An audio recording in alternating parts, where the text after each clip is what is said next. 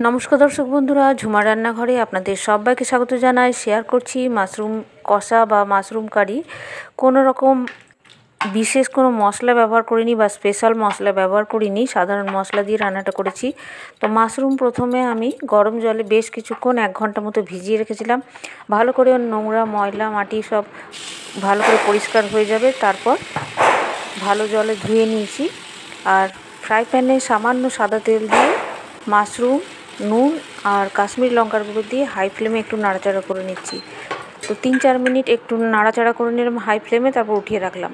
এবার ওই ফ্রাই প্যানে সাদা তেল আবারও একটু বেশি পরিমাণ দিয়ে জিরে আর গোটা গরম মশলা দিয়ে দিলাম। ভালো করে ফোড়নটা ভাজা হয়ে যাবে, তারপর একটা বড় সাইজের পেঁয়াজ কুচি আর একটা টমেটো কুচি দিয়ে দিলাম। তো পেঁয়াজটা একটু নাড়াচাড়া করার পর টমেটোটা দিয়েছি আর ঢাকা ব্যবহার করলাম, আর একটু সামান্য নুন দিলাম যাতে নরম হয়ে যায়। বেশ ভালো করে পেঁয়াজ টমেটোটা নরম হয়ে গেছে, তারপর 1 টেবিল স্পুন আদা রসুন বাটা দিয়ে আবারও কষে নেব।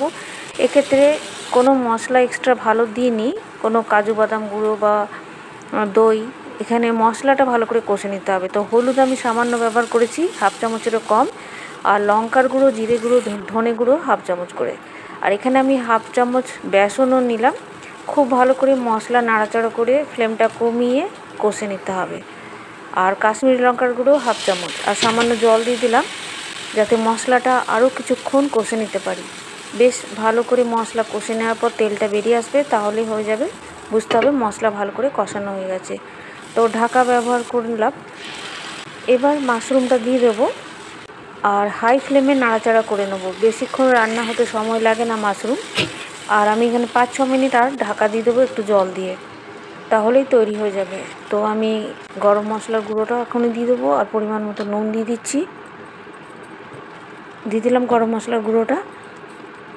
এবার ঢাকা দিয়ে দেবো 5-6 মিনিটের জন্য।